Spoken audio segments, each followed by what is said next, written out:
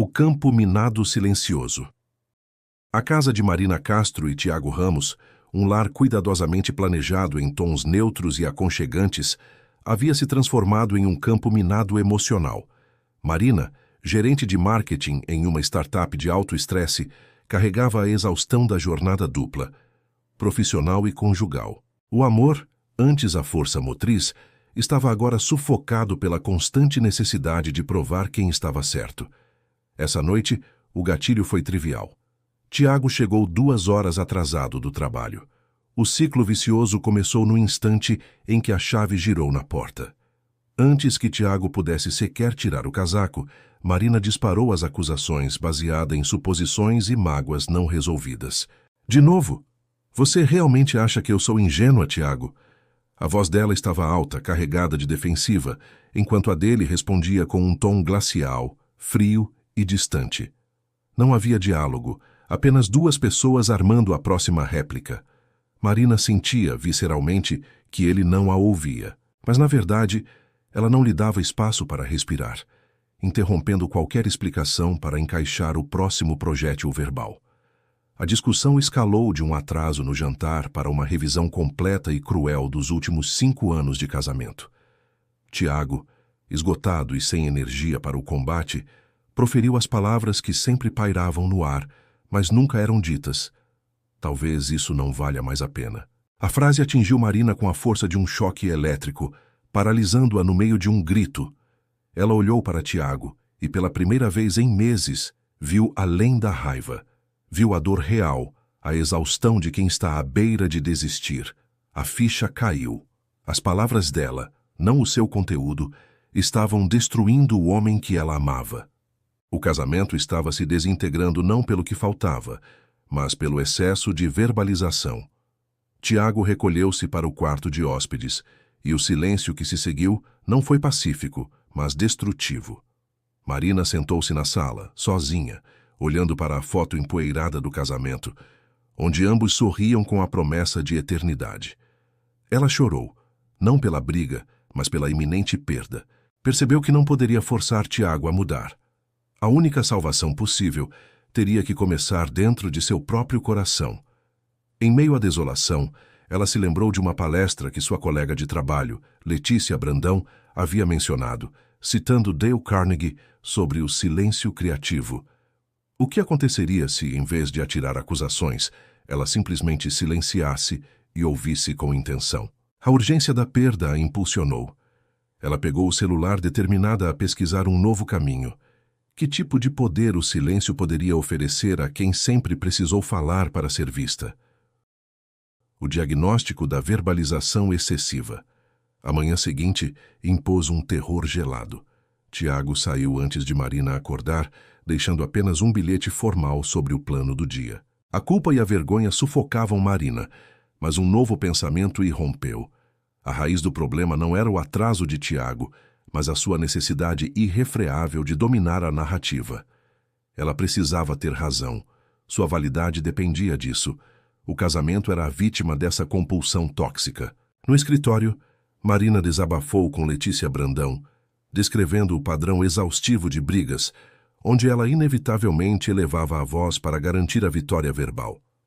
Letícia, com sua calma analítica de RH, questionou. Marina, me diga honestamente, você escuta para responder ou você escuta para entender? A pergunta tão simples era um soco na boca do estômago dela. A revelação foi devastadora. Marina percebeu que sua verdadeira guerra era um medo profundo de não ser vista, que a fazia silenciar o outro preventivamente antes que ela fosse silenciada. Essa autoconsciência amarga levou-a à busca prometida. Ela encontrou os ensinamentos de Dale Carnegie, e o conceito de escuta empática brilhou na tela do seu computador. Não era sobre calar, era sobre o silêncio intencional. O livro falava sobre o poder de dar atenção sincera, a arte de fazer o outro se sentir a pessoa mais importante da sala, e como isso desarma a hostilidade.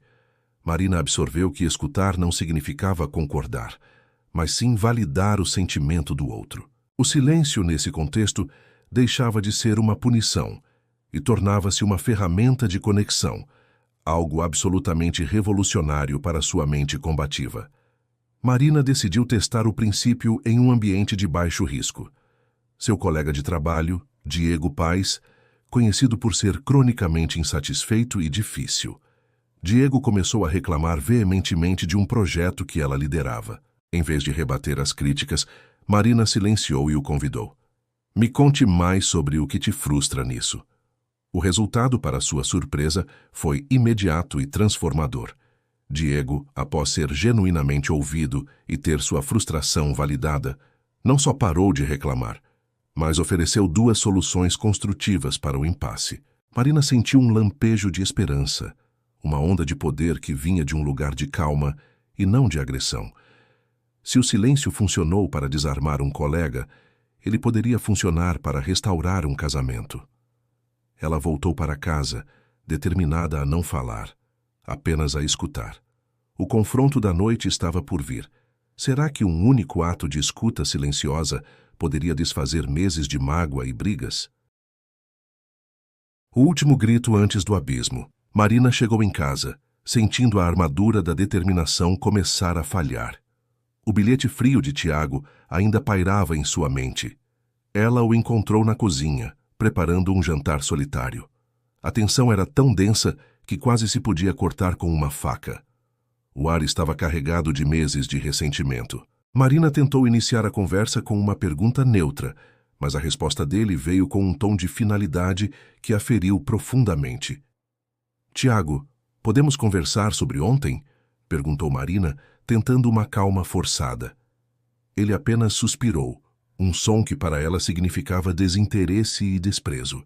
Não, Marina, estou cansado de conversar. Sempre chegamos ao mesmo lugar. O instinto de defesa dela se ativou em milissegundos. A necessidade de ter a última palavra, de provar que ele estava errado sobre ela, ferveu em suas veias. Apesar da promessa de silêncio, Marina cedeu ao velho hábito. Ao mesmo lugar porque você não consegue admitir que parte do problema é seu. Ela rebateu, a voz subindo de oitava, perdendo o controle de sua respiração. Tiago pousou a faca ruidosamente.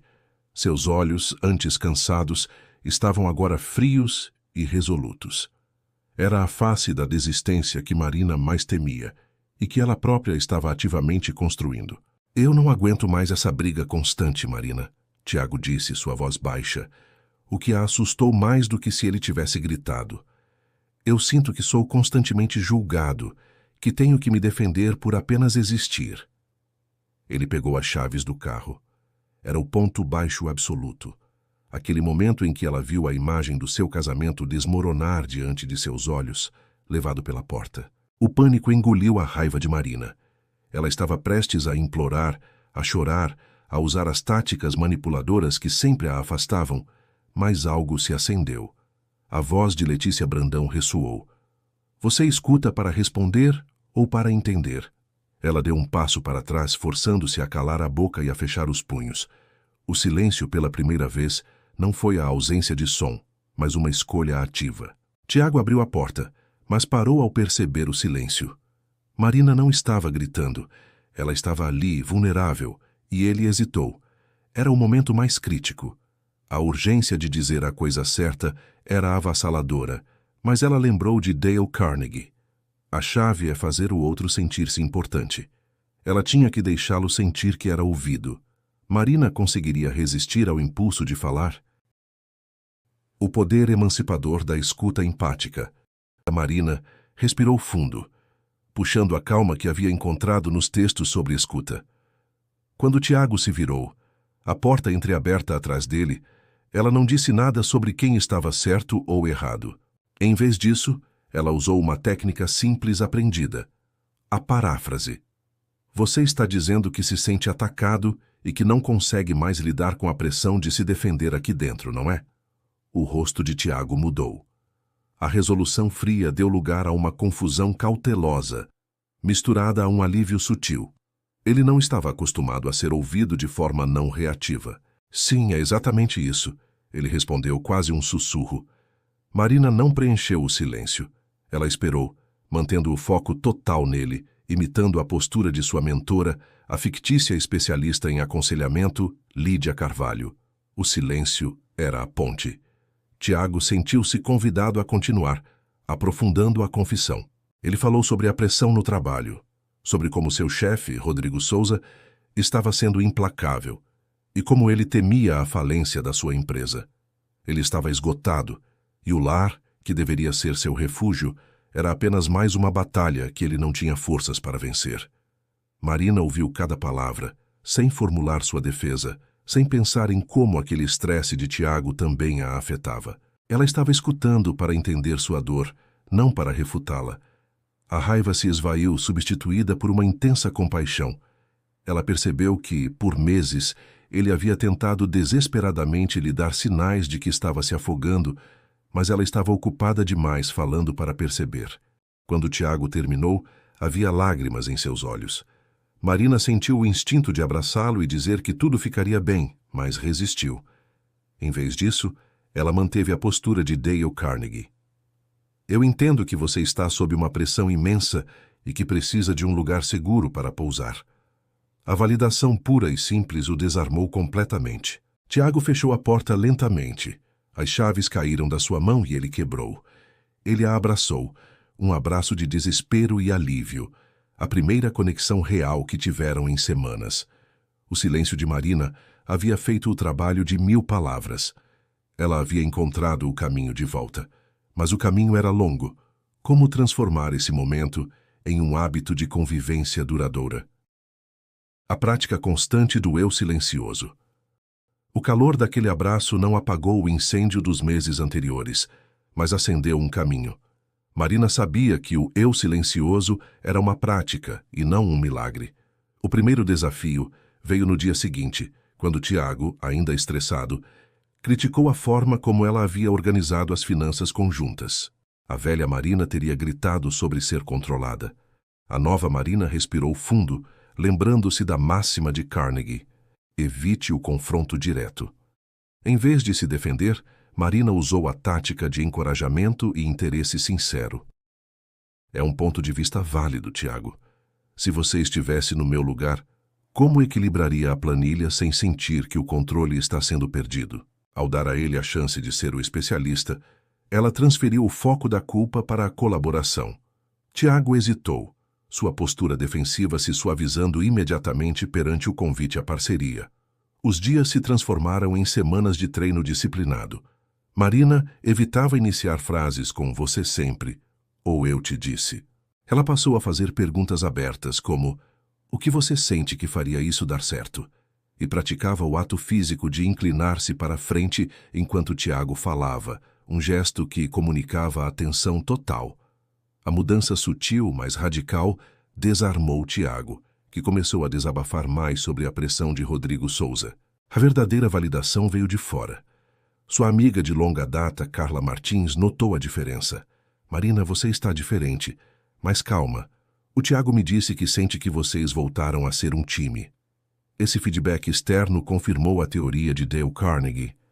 As pessoas se sentem valorizadas quando são o centro da atenção e quando seus sentimentos são reconhecidos. A hostilidade murcha, onde a empatia floresce.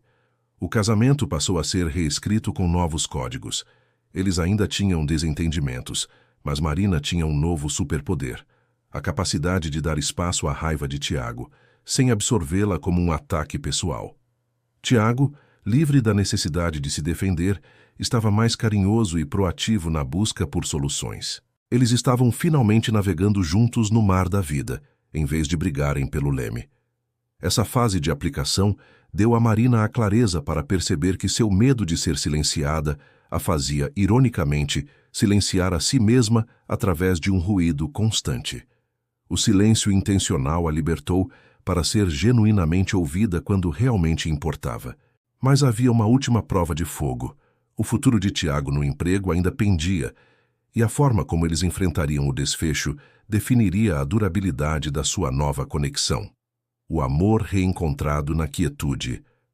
A notícia veio na quinta-feira à noite. Tiago entrou pela porta, não com a atenção habitual, mas com uma quietude resignada. Ele havia sido desligado da empresa. O medo instantâneo de Marina era o de descer a ladeira do pânico e da crítica. Eu te avisei para não confiar no Rodrigo Souza. Mas ela se conteve, sentando-se calmamente no sofá, abrindo espaço para a dor dele. Eu sinto muito, Tiago, de verdade.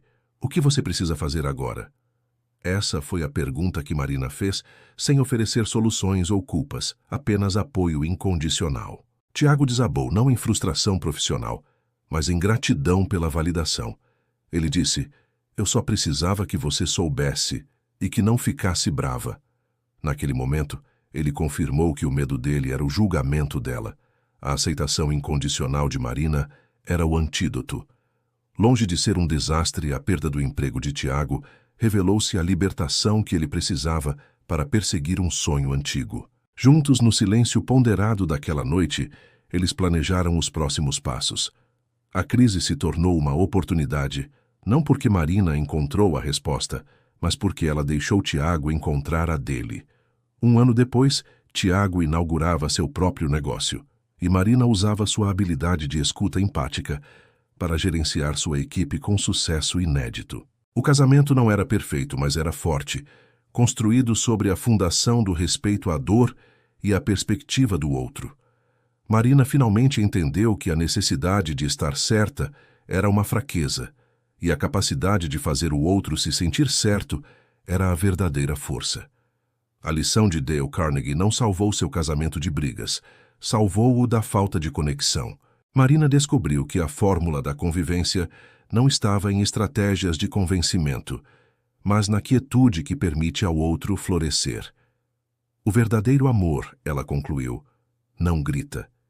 Ele se cala, observa e nutre o espaço para o crescimento mútuo. E se essa é a dor que você está sentindo, a sensação de que suas palavras estão afastando a pessoa que você ama, lembre-se de Marina Castro. O poder de transformação não está na sua próxima réplica, mas na sua próxima pausa. Não lute para ser ouvido, lute para ouvir. Que o seu silêncio seja o ato mais amoroso e curativo do seu dia. Comece agora.